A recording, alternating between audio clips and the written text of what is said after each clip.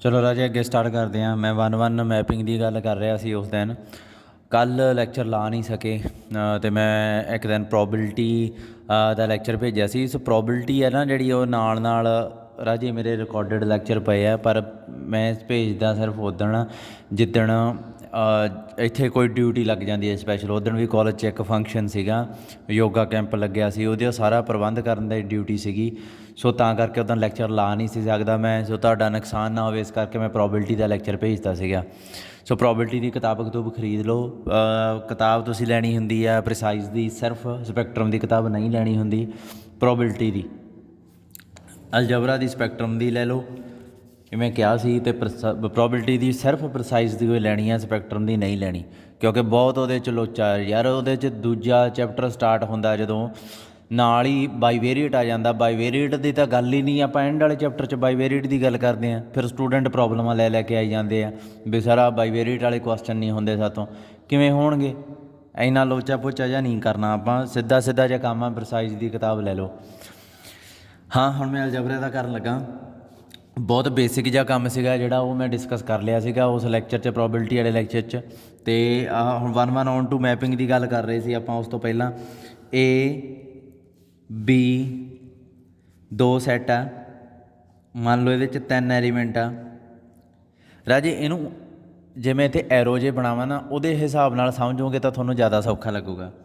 Function की definition की हुंदी है, ए टू बी फंक्शन की डेफिनेशन ये होंदी है कि हरेक पॉइंट तो एक एरो बाहर निकलूगा, इधर नूं जाऊगा, कोई पॉइंट खाली नहीं रह सकता। जिवें आह पॉइंट ये ते मैप हो गया, हो सकता आ भी ये ते ही हो जाए, सेम ते ही, कोई प्रॉब्लम नहीं है फंक्शन वास्ते। प्रॉब्लम कदों होंदी है जदों इदां मैं एक पॉइंट नूं खाली छड्डता, ये मैं दस्सिया ही नहीं भी इस पॉइंट नूं जदों पुट करते हैं आउटपुट की आती है, तां इनू फंक्शन नहीं कहा जाता, इनू रिलेशन कहा जाता। रिलेशन कहा जाता, इनू फंक्शन नहीं कहा जाता। सो फंक्शन वास्ते इनू भी किसी ना किसी ते मैप करवाउणा ही पैना। की डेफिनेशन सी, हरेक पॉइंट वास्ते एक आउटपुट होवे एंड वो आउटपुट यूनीक होवे। सो यदी तो कोई आउटपुट ही नहीं दस रही है, यूनीक तो बाद च देखनी है। सो इधर ये मैप आप करवाती। चलो हुण ये फंक्शन तो हरेक इनपुट वास्ते एक यूनीक आउटपुट है, तो इनपुट नूं बदलण ते आउटपुट बदलेगी। जे इनपुट सेम आ तो आउटपुट भी उही रहेगी। इस प्रॉपर्टी नूं ही यूनीकनैस कह रहा मैं। इनपुट सेम आ तो आउटपुट भी उही आऊगी, ये नहीं भी अगली बार होर। जिवें आ फंक्शन नहीं सॉरी एक पॉइंट ले लिया, एक पॉइंट मान लो आ पॉइंट आ, तुसीं इहदे ते मैप करता तो सेम ही ये मैप करता राजे, ये फंक्शन नहीं हो सकता। एक बारी इनपुट की आउटपुट आ गई, दूसरी बार इनपुट की आउटपुट आ गई, ऐदा थोड़ी होंदा। इनपुट सेम आ तो आउटपुट शुड भी सेम। सो ये रिलेशन होना, इनू भी फंक्शन नहीं कहा जाता, इनू रिलेशन कह सकते हैं। ठीक है जी। सो की आ गए अपने को गल्लां कि पॉइंट आ जिहड़ा भी पिया उहदे चों तीर जरूर निकलूगा, पर एक पॉइंट चों 2 तीर नहीं निकल सकते। ये चीज़ समझी तुसीं। हुण इहदे ते जदों मैं फंक्शन बनाया, मान लो 1 2 3 4 5 6 1 2 3 पॉइंट आ, 4 5 6 पॉइंट आ, 1 मैप हो गया 4 ते, 2 मैप हो गया 5 ते, 3 भी मैप हो गया 5 ते। मैनूं दसो ये फंक्शन है। हरेक पॉइंट तो एक एरो बाहर नूं निकल रहा, हाँ निकल रहा, मतलब हरेक की कोई ना कोई आउटपुट है। तो इदां दी प्रॉब्लम तो नहीं आ रही, एक पॉइंट तो 2 तीर तो नहीं निकल रहे, नहीं निकल रहे। ठीक है। सो ये एक फंक्शन हो गया। यदि आउटपुट की है 1 ते 4, 2 ते 5, 3 ते B5। हुण प्रॉब्लम ये की आ कि 2 पॉइंट एक ते मैप हो रहे हैं, इनू 2-1 फंक्शन कहा जाता। मान लो एक फंक्शन है ए बी 1 2 3 1 2 3, ये तिने पॉइंट ही है जिहड़े ये एक ते मैप हो गए, ये 3-1 फंक्शन हो गया। ठीक है। सो आपां नूं जिहड़ा चाहीदा वो 1-1 फंक्शन चाहिए। 1-1 वास्ते की है, हुण एक चीज़ां पहलियां 2 कंडीशनां जिहड़ियां मैं फंक्शन दियां दसियां वो तां तुसीं ध्यान रखना ही है, क्योंकि यह की आ ਫੰਕਸ਼ਨ ਤਾਂ ਰਹਿਣਾ ਹੀ ਆ, ਪਰ ਉਹਨੇ 1 1 ਹੋ ਜਾਣਾ। 1 1 ਮਤਲਬ ਕਿ 2 ਪੁਆਇੰਟਾਂ ਤੋਂ ਨਿਕਲੇ ਹੋਏ ਤੀਰ ਸੇਮ ਜਗ੍ਹਾ 'ਤੇ ਟਕਰਾ ਨਹੀਂ ਸਕਦੇ, ਅਦਰਵਾਈਜ਼ ਉਹਨੂੰ 1 1 ਨਹੀਂ ਰਹਿਣਾ। ਸੋ ਸਾਰੀਆਂ ਤਿੰਨੇ ਪ੍ਰੋਪਰਟੀਆਂ ਨੂੰ ਧਿਆਨ 'ਚ ਰੱਖਦੇ ਹੋਏ 1 1 ਫੰਕਸ਼ਨ ਕੀ ਬਣਦਾ, ਜੇ ਇਹ ਐਰੋ ਆ ਇਹਦੇ 'ਤੇ ਮੈਪ ਹੋ ਗਿਆ, ਇਹਦੇ ਤੋਂ ਐਰੋ ਤਾਂ ਬਾਹਰ ਨਿਕਲਣਾ ਹੀ ਆ, ਠੀਕ ਆ, ਅਤੇ ਇਹਦੇ ਤੋਂ ਮੰਨ ਲਓ ਆਹ ਪੁਆਇੰਟ ਆ ਜਿਹੜਾ, ਕੀ ਇਹਦੇ ਤੋਂ ਇੱਕ ਹੋਰ ਐਰੋ ਬਾਹਰ ਨਿਕਲ ਸਕਦਾ? ਨਹੀਂ, ਫਿਰ ਫੰਕਸ਼ਨ ਨਹੀਂ ਰਹਿਣਾ। ਸੋ ਇਸ ਪੁਆਇੰਟ 'ਤੇ ਚਲੇ ਜਾਏ, ਇਹਦੇ ਤੋਂ ਜਿਹੜਾ ਐਰੋ ਨਿਕਲੂਗਾ, ਨਿਕਲਣਾ ਤਾਂ ਹੈਗਾ ਹੀ ਐਰੋ ਇੱਕ, ਪਰ ਕੀ ਉਹ ਇੱਥੇ ਟਕਰਾ ਸਕਦਾ? ਨਹੀਂ ਟਕਰਾ ਸਕਦਾ। ਕਿਉਂ? ਕਿਉਂਕਿ ਜੋ ਇਹ ਇੱਥੇ ਟਕਰਾ ਗਿਆ ਤਾਂ ਉਹਨੇ 1 1 ਨਹੀਂ ਰਹਿਣਾ। ਸੋ ਇਹਦਾ ਮਤਲਬ ਇਹਦੇ 'ਤੇ ਮਾਰ ਦਿਓ ਕਾਂਟੇ, ਇਹਦਾ ਮਤਲਬ ਇਹ ਕਿਹਦੇ 'ਤੇ ਜਾਊਗਾ, ਮੰਨ ਲਓ ਇਹ ਇਹਦੇ 'ਤੇ ਮੈਪ ਹੋ ਗਿਆ। ਹੁਣ ਇਸ ਪੁਆਇੰਟ ਤੋਂ ਇੱਕ ਹੋਰ ਤੀਰ ਨਿਕਲ ਸਕਦਾ? ਨਹੀਂ, ਉਹਨੇ ਫੰਕਸ਼ਨ ਨਹੀਂ ਰਹਿਣਾ। ਫਿਰ ਤੀਸਰਾ ਪੁਆਇੰਟ, ਇਸ ਤੋਂ ਵੀ ਇੱਕ ਤੀਰ ਤਾਂ ਨਿਕਲਣਾ ਹੀ ਆ, ਅਦਰਵਾਈਜ਼ ਉਹਨੇ ਫੰਕਸ਼ਨ ਨਹੀਂ ਰਹਿਣਾ। ਸੋ ਤੀਰ ਨਿਕਲਿਆ, ਪਰ ਇਹ ਇਸ 'ਚੋਂ ਜਿਹੜਾ ਤੀਰ ਨਿਕਲੂ ਇੱਥੇ ਜਾ ਸਕਦਾ? ਨਹੀਂ, ਕਿਉਂਕਿ ਉਹਨੇ 1 1 ਨਹੀਂ ਰਹਿਣਾ। ਇੱਥੇ ਜਾ ਸਕਦਾ? ਨਾ, ਉਹਨੇ ਵੀ 1 1 ਨਹੀਂ ਰਹਿਣਾ। ਸੋ ਇਹਦੇ ਵਾਸਤੇ ਆਪਸ਼ਨ ਹੀ ਇੱਕ ਰਹਿ ਗਿਆ, ਆਹ ਵਾਲਾ। ਦੇਖੋ ਹਰੇਕ ਪੁਆਇੰਟ ਇੱਕ ਯੂਨੀਕ ਪੁਆਇੰਟ 'ਤੇ ਹੀ ਜਾ ਰਿਹਾ। ਇਹਦਾ ਮਤਲਬ ਕੀ ਆ ਕਿ ਇੱਕ ਚੀਜ਼ ਆ, ਜਦੋਂ ਵੀ ਆਪਣੇ ਕੋਲੇ ਉਦੋਂ ਵੀ ਮੈਂ ਤੁਹਾਨੂੰ 1 1 ਦੀ ਤਾਂ ਗੱਲ ਸਮਝਾ ਗਿਆ ਸੀ, ਇਹਨੂੰ ਕਨਫਰਮ ਕਰਨ ਦਾ ਮਤਲਬ ਕੀ ਆ, ਕਿਵੇਂ ਪਤਾ ਲੱਗਦਾ ਆਪਾਂ ਨੂੰ, ਕਿ ਕਹਿੰਦਾ ਜਦੋਂ 1 1 'ਤੇ ਪ੍ਰੋਬਲਮ ਕਦੋਂ ਆਉਂਦੀ ਹੈ, ਜਦੋਂ 2 ਪੁਆਇੰਟ ਇੱਕ 'ਤੇ ਮੈਪ ਹੋ ਜਾਂਦੇ ਆ। ਇੱਦਾਂ ਇਹ ਪ੍ਰੋਬਲਮ ਆ, ਇਹ ਨਾਟ 1 1 ਫੰਕਸ਼ਨ ਆ। ਮਤਲਬ ਇਹ ਪੁਆਇੰਟ ਇੱਕ ਆ, ਆਹ 2 ਆ, x1 x2। ਮਤਲਬ ਕੀ ਆ ਕਿ ਇੱਥੇ ਜਿਹੜੀ ਆਊਟਪੁੱਟ ਆ fx1 ਤੇ fx2 ਤੇ ਸੇਮ ਆ ਗਈ, ਬਟ x1 ਤੇ x2 ਡਿਫਰੈਂਟ ਆ। ਇਹਦਾ ਮਤਲਬ ਕੀ ਹੋ ਗਿਆ, ਇਹ ਨਾਟ 1 1 ਹੈ। 1 1 ਹੋ ਹੀ ਨਹੀਂ ਸਕਦਾ। ਆਊਟਪੁੱਟ ਸੇਮ ਆ, ਇਨਪੁੱਟ ਆ ਜਿਹੜੀ ਬਦਲੀ ਜਾਂਦੀ ਹੈ। 1 1 ਕਿਵੇਂ ਹੋ ਜਾਊਗਾ? 2 ਪੁਆਇੰਟ 'ਚੋਂ ਤੀਰ ਜਿਹੜੇ ਨਿਕਲਦੇ ਉਹ ਸੇਮ ਪੁਆਇੰਟ 'ਤੇ ਟਕਰਾ ਰਹੇ ਆ। ਸੋ ਇਹਦਾ ਮਤਲਬ 1 1 ਹੋਣ ਵਾਸਤੇ ਕੀ ਹੋਣਾ ਪਊਗਾ, ਆਹ ਚੀਜ਼ ਆ ਜਿਹੜੀ ਇਹ ਨਹੀਂ ਹੋਣੀ ਚਾਹੀਦੀ। ਮਤਲਬ ਜਦੋਂ ਵੀ ਆਹ ਦੋਵੇਂ ਬਰਾਬਰ ਹੋਣਗੇ ਤਾਂ x1 x2 ਵੀ ਬਰਾਬਰ ਆ ਜਾਣ, ਦੈਨ ਇਹ ਕੀ ਹੋਊਗਾ, 1 1 ਹੋਊਗਾ। ਇਹਦਾ ਮਤਲਬ ਕਿ ਆਹ 2 ਪੁਆਇੰਟ ਇੱਥੇ ਸ਼ੁਰੂ 'ਚ ਤਾਂ ਆਪਾਂ ਅਲੱਗ-ਅਲੱਗ ਮੰਨੇ, ਬਾਅਦ 'ਚ ਆਹ ਜਿਹੜਾ x2 ਹੈ ਇਹਨੂੰ ਆਪਾਂ ਚੱਕ ਕੇ ਘੜੀਸ ਕੇ ਇੱਥੋਂ ਫੜ ਕੇ ਇੱਥੇ x1 ਤੇ ਹੀ ਲੈ ਗਏ। x1 ਤੇ x2 ਬਰਾਬਰ ਹੋ ਗਿਆ, ਅਤੇ ਇਹ ਤੀਰ ਆ ਫਿਰ ਕਿੱਧਰ ਜਾਊਗਾ, ਇਹ ਇੱਥੇ ਗਿਆ ਪਹਿਲਾਂ, ਫਿਰ ਇੱਥੇ ਗਿਆ, ਐਂਡ 'ਤੇ ਆ ਇੱਥੇ ਹੀ ਆ ਗਿਆ ਇੱਕ ਹੀ, ਬਾਕੀ ਸਾਰਾ ਜਿਹੜਾ ਹੈ ਉਹ ਖਤਮ ਹੋ ਗਿਆ, ਯਾਨੀ ਕਿ ਇੱਕ ਹੀ ਲਾਈਨ ਰਹਿ ਗਈ। ਸੋ fx1 fx2 ਜਦੋਂ ਬਰਾਬਰ ਹੋਣ ਤਾਂ x1 x2 ਵੀ ਬਰਾਬਰ ਹੋਣੇ ਚਾਹੀਦੇ ਆ, ਫੇਰ ਹੀ 1 1 ਹੁੰਦਾ, ਅਦਰਵਾਈਜ਼ ਉਹ 1 1 ਹੋ ਹੀ ਨਹੀਂ ਸਕਦਾ। 1 1 ਦੀ ਡੈਫੀਨੇਸ਼ਨ ਸਮਝ ਲੱਗ ਗਈ ਹੋਣੀ ਆ। ਔਨ ਟੂ ਦੀ ਜੇ ਨਾ ਸਮਝ ਲੱਗੀ ਮੈਨੂੰ ਪੁੱਛ ਲਿਓ। ਔਨ ਟੂ ਦਾ ਮਤਲਬ ਕੀ ਹੁੰਦਾ ਰਾਜੇ, A ਤੇ B ਫੰਕਸ਼ਨ ਆ। ਅੱਛਾ ਇੱਕ ਹੋਰ 1 1 ਦੀ ਇੱਕ ਹੋਰ ਐਗਜ਼ਾਮਪਲ ਦੇਖਦੇ ਹਾਂ। 1 2 3 1 2 3 4 ਹਰੇਕ ਪੁਆਇੰਟ 'ਚ ਇੱਕ ਤੀਰ ਨਿਕਲਣਾ ਚਾਹੀਦਾ। ਫੰਕਸ਼ਨ ਦੀ ਕੰਡੀਸ਼ਨ ਆ। ਹਰੇਕ ਪੁਆਇੰਟ 'ਚੋਂ ਆਪਾਂ ਹੋਰ ਇਹਨੂੰ ਸਹੀ ਤਰੀਕੇ ਨਾਲ ਜੇ ਬੋਲੀਏ, ਇੱਕ ਸਿੰਗਲ ਲਾਈਨ 'ਚ ਬੋਲਣ ਦੀ ਕੋਸ਼ਿਸ਼ ਕਰੀਏ ਤਾਂ ਕੀ ਬਣੂਗਾ, ਹਰੇਕ ਪੁਆਇੰਟ 'ਚੋਂ ਸਿਰਫ ਇੱਕ ਤੀਰ ਨਿਕਲਣਾ ਚਾਹੀਦਾ। ਚਲੋ ਫੰਕਸ਼ਨ ਦੀ ਡੈਫੀਨੇਸ਼ਨ ਹੀ ਪੂਰੀ ਹੋ ਗਈ। ਹਰੇਕ ਪੁਆਇੰਟ 'ਚੋਂ ਸਿਰਫ ਇੱਕ ਤੀਰ, ਜੇ 2 ਨਿਕਲ ਗਏ ਇਸ ਪੁਆਇੰਟ 'ਚੋਂ ਤਾਂ ਇਹਦਾ ਮਤਲਬ ਇਹ ਫੰਕਸ਼ਨ ਨਹੀਂ ਰਿਹਾ। ਜੇ ਪੁਆਇੰਟ ਤੀਰ ਨਿਕਲਿਆ ਹੀ ਨਹੀਂ ਦੈਨ ਇਹ ਫੰਕਸ਼ਨ ਨਹੀਂ ਰਿਹਾ। ਸੋ ਹਰੇਕ ਪੁਆਇੰਟ 'ਚੋਂ ਸਿਰਫ ਇੱਕ ਤੀਰ। ਸੋ ਮੈਂ ਤੀਰ ਬਾਹਰ ਕੱਢਿਆ, ਆ ਗਿਆ ਇਹਦੇ 'ਤੇ ਪਾਤਾ, ਹੋਰ ਤੀਰ ਇਹ 'ਚੋਂ ਨਿਕਲ ਨਹੀਂ ਸਕਦਾ। ਇੱਕ ਆਹ ਪਾਤਾ ਇਹਦੇ 'ਤੇ, ਇੱਕ ਆਹ ਪਾਤਾ ਇਹਦੇ 'ਤੇ, ਹਰੇਕ ਪੁਆਇੰਟ 'ਚੋਂ ਇੱਕ ਤੀਰ ਨਿਕਲਦਾ, ਇੱਕ ਹੀ ਨਿਕਲਦਾ ਨਾਲੇ। ਅਤੇ ਦੂਸਰੀ ਗੱਲ ਕਿ ਜਦੋਂ ਆਪਣੇ ਕੋਲੇ ਆਊਟਪੁੱਟ ਦੇਖੋ, ਇੱਕ ਆਊਟਪੁੱਟ ਵਾਸਤੇ ਇੱਕ ਇਨਪੁੱਟ, ਇੱਕ ਇਨਪੁੱਟ ਵਾਸਤੇ ਇੱਕ ਆਊਟਪੁੱਟ ਦਿਖ ਰਿਹਾ ਨਾ, ਇਹ 1 2 1 ਜਾ ਰਹੇ ਆ ਫੰਕਸ਼ਨ। ਜਿਵੇਂ ਮੰਨ ਲਓ ਇੱਕ ਇਨਪੁੱਟ ਇੱਕ ਆਊਟਪੁੱਟ, ਇੱਕ ਇਨਪੁੱਟ, ਕਦੇ ਵੀ ਤੁਹਾਨੂੰ ਇਹੋ ਜਿਹੀ ਚੀਜ਼ ਇਹਦੇ 'ਚ ਦਿਖ ਰਹੀ ਆ? 2 ਤੀਰ ਇੱਕ ਪੁਆਇੰਟ 'ਤੇ ਇਕੱਠੇ ਹੋ ਰਹੇ ਆ।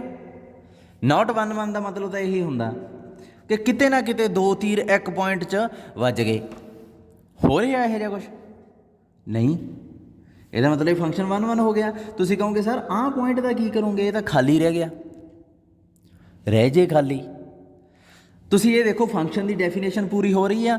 ਫੰਕਸ਼ਨ ਦੀ ਡੈਫੀਨੇਸ਼ਨ ਕੀ ਹੈ, ਹਰੇਕ ਇਨਪੁਟ ਦੇ ਪੁਆਇੰਟ 'ਚੋਂ ਇੱਕ ਤੇ ਸਿਰਫ ਇੱਕ ਤੀਰ ਨਿਕਲੇ ਤੇ ਜ਼ਰੂਰ ਨਿਕਲੇ। ਫੰਕਸ਼ਨ ਦੀ ਡੈਫੀਨੇਸ਼ਨ ਪੂਰੀ ਹੈ। 1 1 ਕੀ ਕਹਿੰਦਾ ਕਿ ਦੋ ਤੀਰ ਇੱਕ ਜਗ੍ਹਾ 'ਤੇ ਨਾ ਟਕਰਾਉਣ, ਉਹ ਵੀ ਨਹੀਂ ਟਕਰਾ ਰਹੇ, ਇਹਦਾ ਮਤਲਬ ਫੰਕਸ਼ਨ 1 1। ਫਿਰ ਆਹ ਵਾਧੂ ਜਿਹਾ ਪੁਆਇੰਟ ਆ ਜਿਹੜਾ ਇਹ ਪਿਆ ਰਵੇ, ਇਹਦੇ ਨਾਲ ਕੀ ਹੈ, ਕੁਛ ਵੀ ਨਹੀਂ, ਕੋਈ ਪ੍ਰੋਬਲਮ ਹੀ ਨਹੀਂ ਇਹਦੇ ਤੋਂ ਆਪਾਂ ਨੂੰ। ਫੰਕਸ਼ਨ ਤਾਂ 1 1 ਬਣ ਗਿਆ ਨਾ। ਹੁਣ ਅਗਲੀ ਚੀਜ਼ ਆ ਔਨ ਟੂ। ਇਹ ਫੰਕਸ਼ਨ ਹੈ ਨਾ ਜਿਹੜਾ ਐਫ, ਇਹ ਔਨ ਟੂ ਨਹੀਂ ਹੈ। ਕਿਉਂ? ਹੁਣ ਮੈਂ ਔਨ ਟੂ ਵਾਲੀ ਚੀਜ਼ ਨੂੰ ਸਮਝਾਉਣ ਲੱਗਾ ਤੁਹਾਨੂੰ। 1 1 ਦੀ ਹੋ ਗਈ।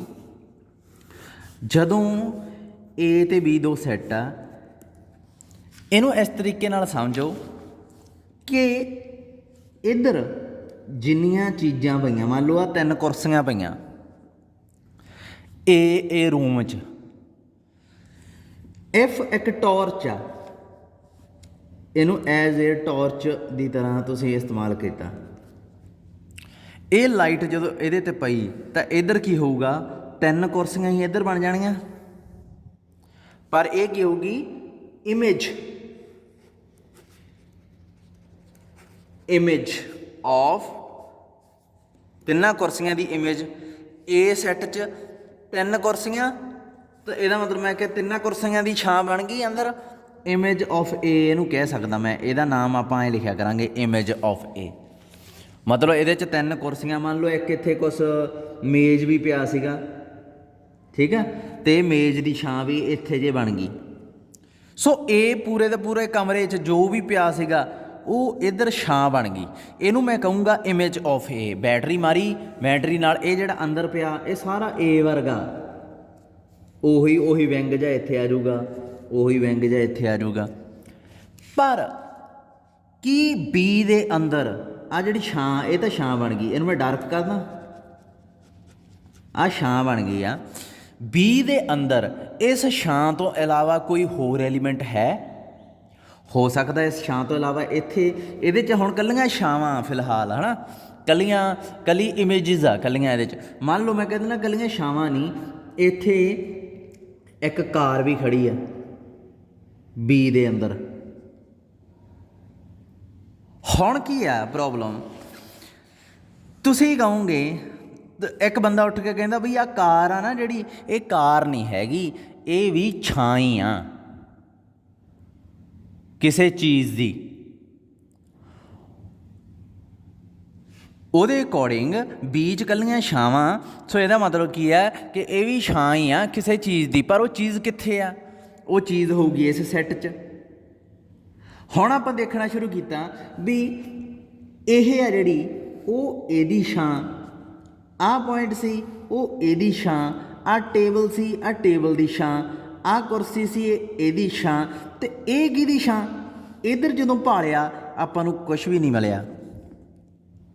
ਸੋ ਇਹਦਾ ਮਤਲਬ ਇਹ ਛਾਂ ਨਹੀਂ ਗੀ, ਇਹ ਇਮੇਜ ਆਫ ਏ ਨਹੀਂ ਗੀ, ਇਮੇਜ ਆਫ ਏ ਨੂੰ ਬਿਲੋਂਗ ਨਹੀਂ ਕਰਦੀ। ਕਿਉਂ? ਕਿਉਂਕਿ ਇੱਧਰ ਕੋਈ ਵੀ ਬੋਡੀ ਨਹੀਂ ਹੈ ਜਿਹਦੀ ਇਹ ਛਾਂ ਹੋ ਸਕੇ, ਇੱਕ ਐਕਸਟਰਾ ਜਿਹਾ ਐਲੀਮੈਂਟ ਆ ਗਿਆ। ਸੋ ਇਸ ਤਰ੍ਹਾਂ ਦੇ ਐਲੀਮੈਂਟ ਮੈਪਿੰਗ ਨੂੰ, ਆ ਟਾਰਚ ਆ ਜਿਹੜੀ, ਇਹ ਕੀ ਹੋ ਗਈ, not onto from A to B. ਇਹ A to B onto ਨਹੀਂ ਹੈਗੀ। ਫਿਰ ਔਨ ਟੂ ਕਿਵੇਂ ਹੋਣੀ ਸੀ? ਮੰਨ ਲਓ ਮੈਂ ਆਹ ਕਾਰ ਨੂੰ ਨਾ ਬਾਹਰ ਕੱਢਤਾ, ਸਮੱਸਿਆ ਖਤਮ। ਹੁਣ ਮੈਂ ਥੋਕ ਕੇ ਸਾਰਿਆਂ ਨੂੰ ਕਹਤਾ ਵੀ ਬਈ ਆਹ ਦੇਖ ਲਓ ਜਿੰਨੇ ਵੀ ਐਲੀਮੈਂਟ ਬੀ ਦੇ ਅੰਦਰ ਆ ਹੁਣ, ਉਹ ਸਾਰੇ ਏ ਦੇ ਐਲੀਮੈਂਟ ਦੀਆਂ ਛਾਵਾਂ। ਸੋ ਸਾਰੇ ਦਾ ਸਾਰਾ ਬੀ ਇਕੱਲਾ ਏ ਦੀਆਂ ਛਾਵਾਂ ਦੇ ਬਰਾਬਰ ਹੋ ਗਿਆ। ਹੁਣ ਮੈਂ ਕੀ ਕਹੂੰਗਾ ਕਿ ਇਮੇਜ ਆਫ ਏ ਕੀ ਬਣ ਗਿਆ, ਪੂਰੇ ਦਾ ਪੂਰਾ ਬੀ ਹੀ ਹੈ ਜਿਹੜਾ, ਉਹ ਇਮੇਜ ਆਫ ਏ ਹੀ ਬਣ ਗਿਆ। ਕਿਉਂਕਿ ਇਮੇਜ ਆਫ ਏ 'ਚ ਜਿਹੜੇ ਐਲੀਮੈਂਟ ਆ, ਬੀ 'ਚ ਸਿਰਫ ਉਹੀ ਐਲੀਮੈਂਟ ਆ, ਉਸ ਤੋਂ ਬਿਨਾਂ ਕੋਈ ਹੋਰ ਐਲੀਮੈਂਟ ਹੀ ਹੈ ਨਹੀਂ। ਦੇਖ ਲਓ, ਜੇ ਹੈਗਾ ਇੱਕ ਕਾਰ ਸੀ ਮੈਂ ਬਾਹਰ ਕੱਢਤੀ। ਨੈਕਸਟ ਐਗਜ਼ਾਮਪਲ ਮੰਨ ਲਓ ਇਹਨੂੰ ਬਈ ਜਿਹਦੇ 'ਚ ਕਾਰ ਨਹੀਂ ਹੈਗੀ, ਪਹਿਲਾਂ ਵਾਲੀ ਐਗਜ਼ਾਮਪਲ 'ਚ ਕਾਰ ਸੀਗੀ, ਇਸ 'ਚ ਨਹੀਂ ਹੈਗੀ। ਹੁਣ ਇਮੇਜ ਆਫ ਏ 'ਚ ਕਿਹੜੇ ਐਲੀਮੈਂਟ ਆ? 1 2 3 4 ਤੇ ਇਹੀ ਐਲੀਮੈਂਟ ਬੀ ਚ ਪਏ ਆ।